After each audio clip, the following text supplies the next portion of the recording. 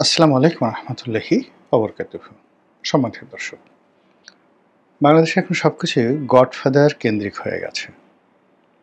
আপনি সমাজে কতটা প্রভাবশালী, এটা নির্ভর করবে যে আপনার মাথার উপর কার ছায়া আছে, কার সঙ্গে আপনার সম্পর্ক ভালো আছে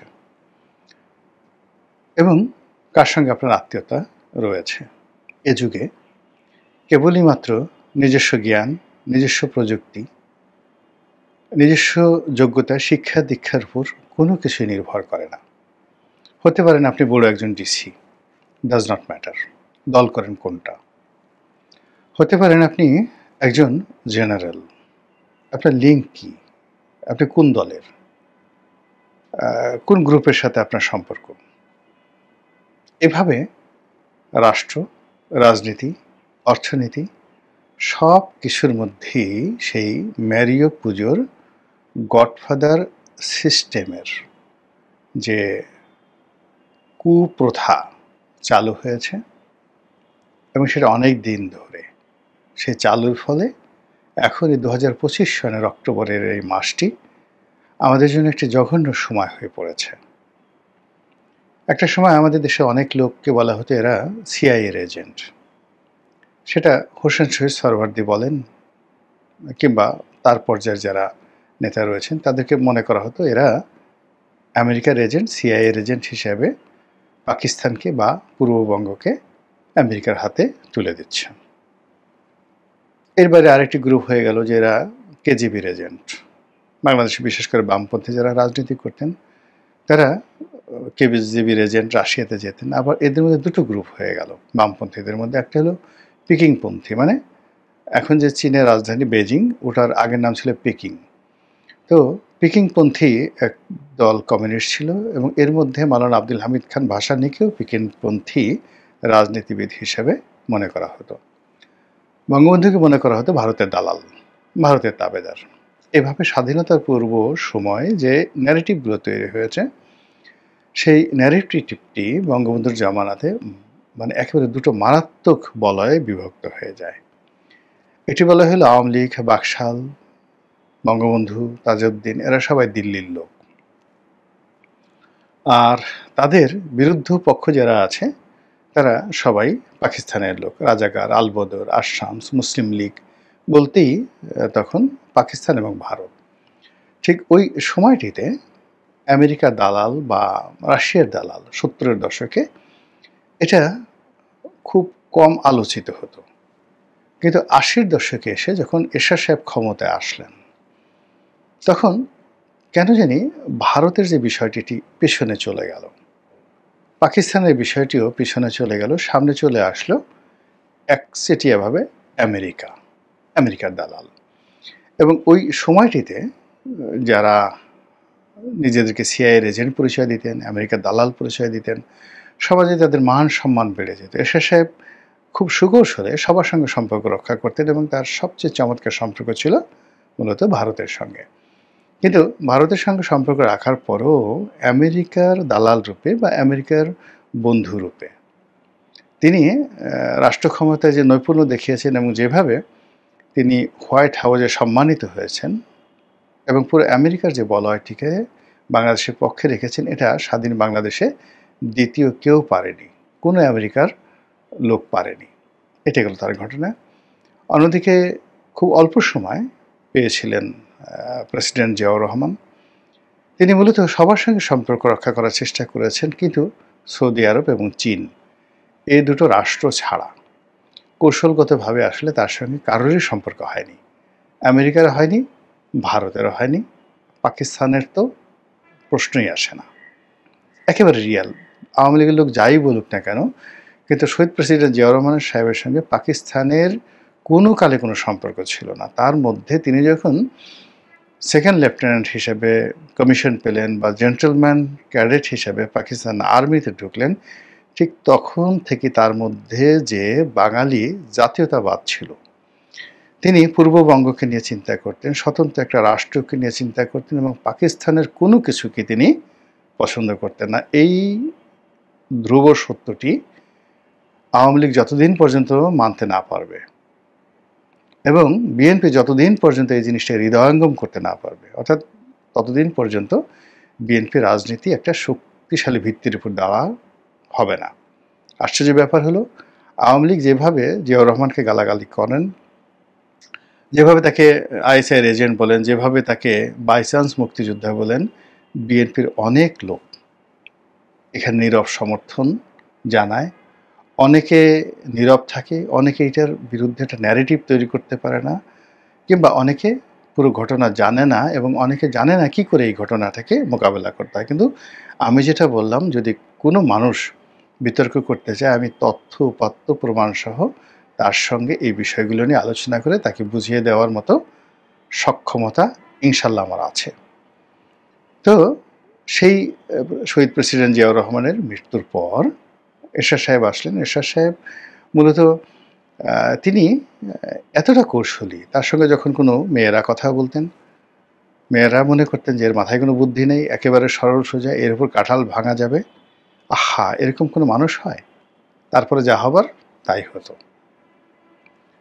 তার সংস্পর্শে যে সকল রাজনীতিবিদ, সাহিত্যিক, সাংবাদিক যেতেন, সবাই তার সরলতায় মুগ্ধ হতো। কিন্তু তিনি সেই সরলতাটাকে কাজে লাগিয়ে কাউকে প্রতারিত করেননি বটে, কিন্তু নিজের স্বার্থ তিনি এবং নিজের সিদ্ধান্ত তিনি সময় মতো নিয়ে নিয়েছেন। ফলে ৯টি বছর তিনি শাসন কার্য পরিচালনা করেছেন। তারপর একেবারে মৃত্যুর পূর্বক্ষণ পর্যন্ত তিনি আলোচনার কেন্দ্রে ছিলেন। আর এই সময়ের মধ্যে মানে তার যে বন্ধুত্ব সৌদি আরবের সঙ্গে, চীনের সঙ্গে, সংযুক্ত আরব আমিরাতের সঙ্গে, আমেরিকার সঙ্গে, পাকিস্তানের সঙ্গে, ভারতের সঙ্গে, সবার সঙ্গে তিনি যে সমতার নীতি অবলম্বন করেছিলেন, এটা বাংলাদেশে অন্য কোনো রাজনীতিবিদ পারেন না। এখন আপনারা তাকে স্বৈরাচার বলেন, যা কিছু বলেন না কেন, সেটা ভিন্ন একটা বিষয়। সেদিক থেকে যদি বিএনপি এবং আওয়ামী লীগের কথা চিন্তা করেন, তাহলে এই দুটো দলের যে কূটনৈতিক ব্যর্থতা একেবারে রিমার্কেবল।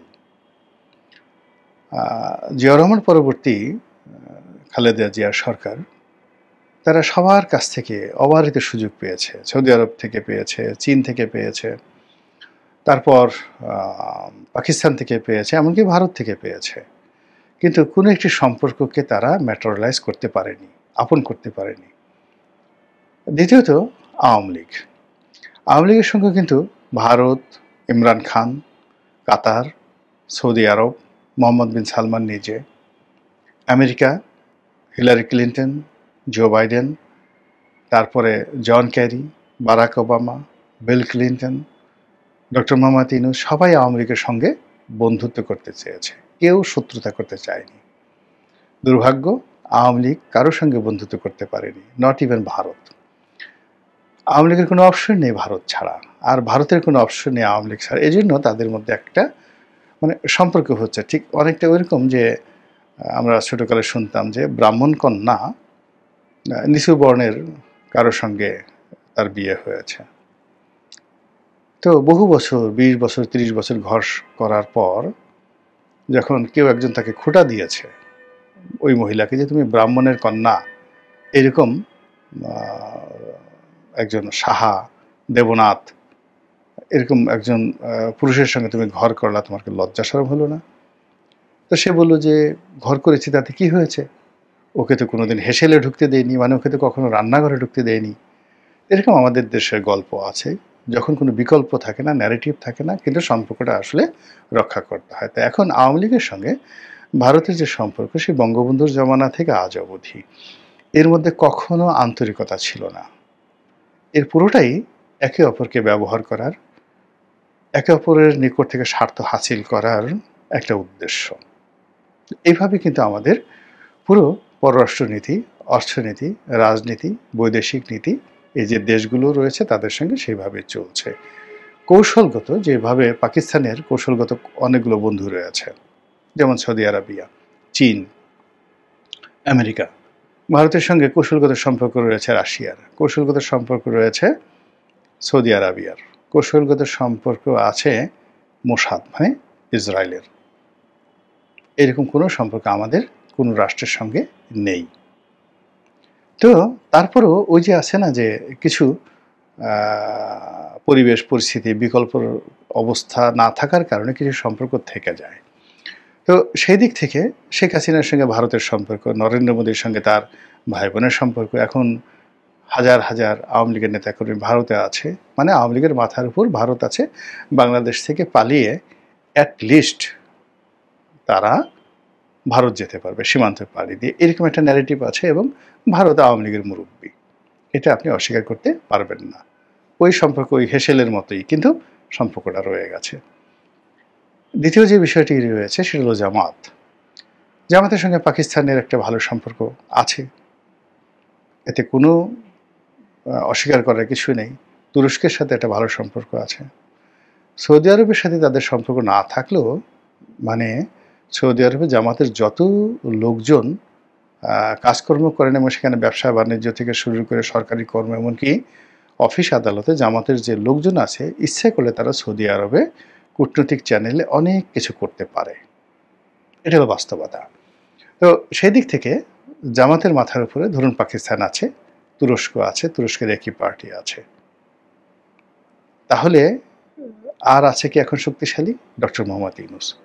তার সঙ্গে ইউরোপ আছে, তার সঙ্গে আমেরিকা আছে, তার মাথার উপরে মুরব্বি আছে। তাহলে সেই দিক থেকে যদি বলা হয় বিএনপির সাথে কে আছে, তারেক রহমানের সাথে কে আছে? তারেক রহমান সাহেবের সাথে কি ব্রিটিশ প্রধানমন্ত্রীর কোনো সম্পর্ক আছে? বিএনপির সঙ্গে কি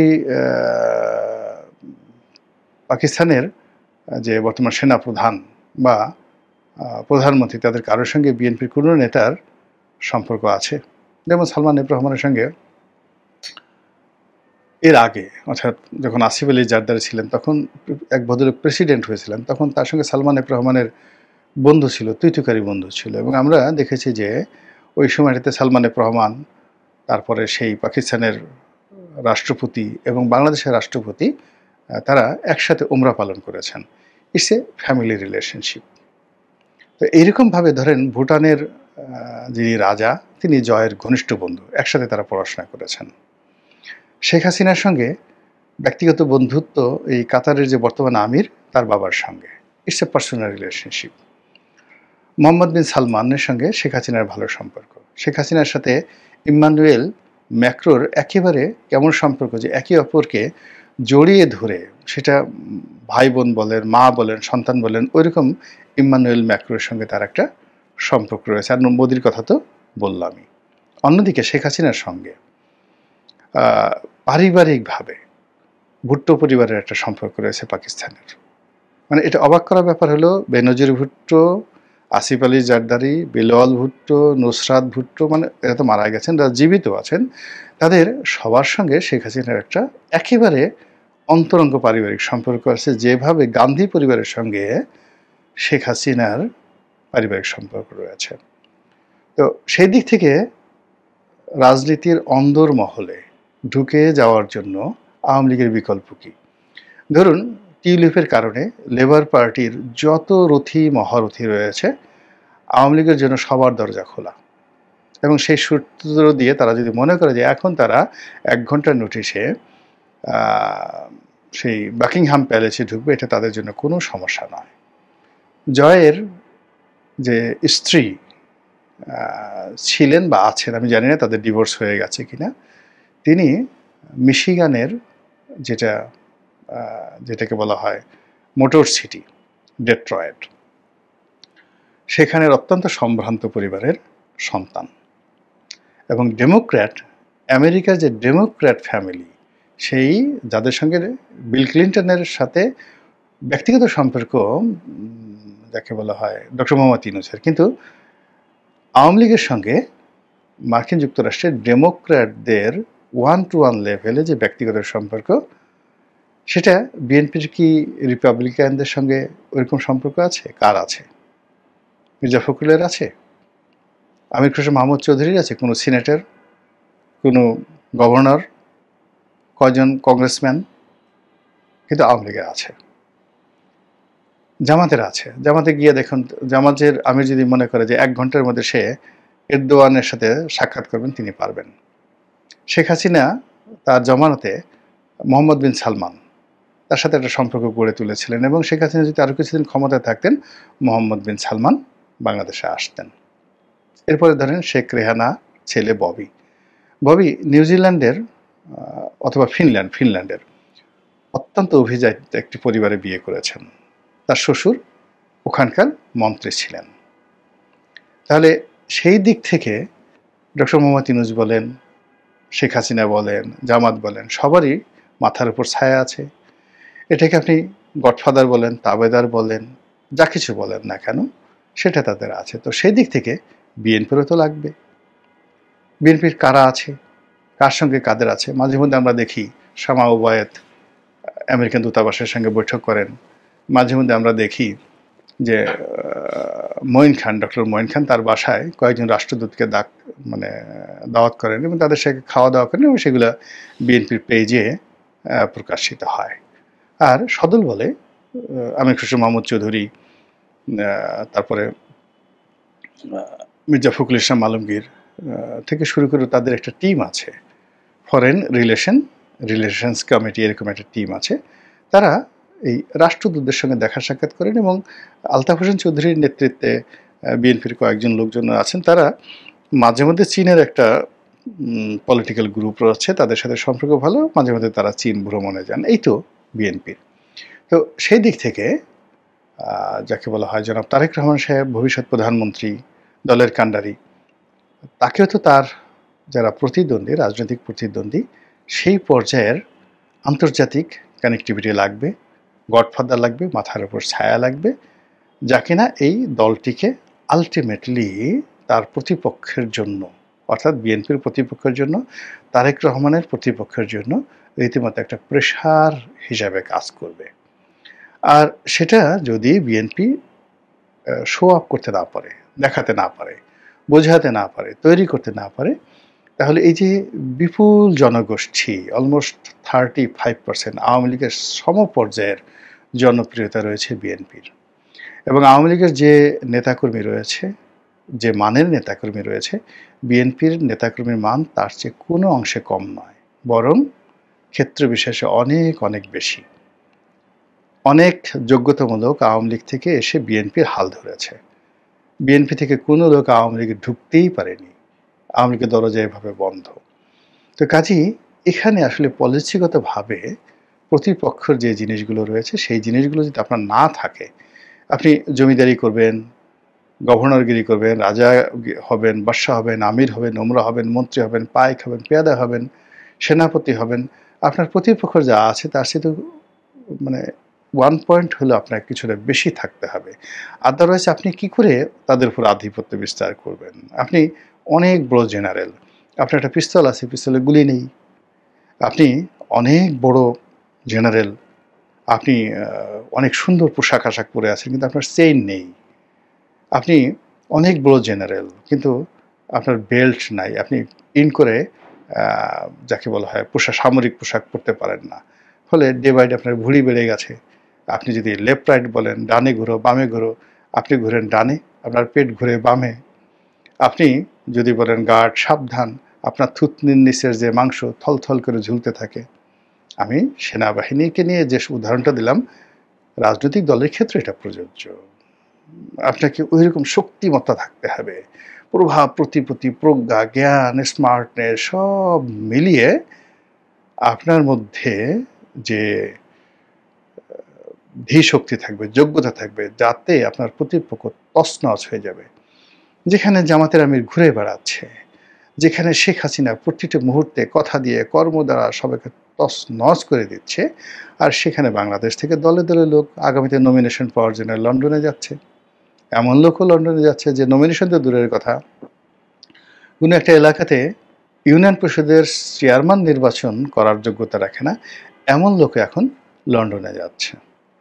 একবারও ভাবছে না যে রাজনীতিটা কী হবে, নেতা কেমন আছে, তার কি প্রয়োজন, দেশে কি প্রয়োজন, দলের জন্য কি প্রয়োজন। ফলে কেমন একটা হ্যাফাজেট অবস্থার মধ্যে যে শূন্যতা তৈরি হয়েছে, আওয়ামী লীগের 35% শূন্যতা, বিএনপির 35% হ্যাফাজট, এলোমেলো। তাহলে বাকি যে লোক যারা রইল তারা কি রাজনীতি করবে, কিভাবে করবে? আপনার কি মনে হয় না সব এলোমেলো হয়ে গেছে? মহান আল্লাহ আমাদের সবাইকে হেদায়েত দান করুন এবং হেফাজত করুন। আসসালামু আলাইকুম ওয়া রাহমাতুল্লাহি ওয়া বারাকাতুহু।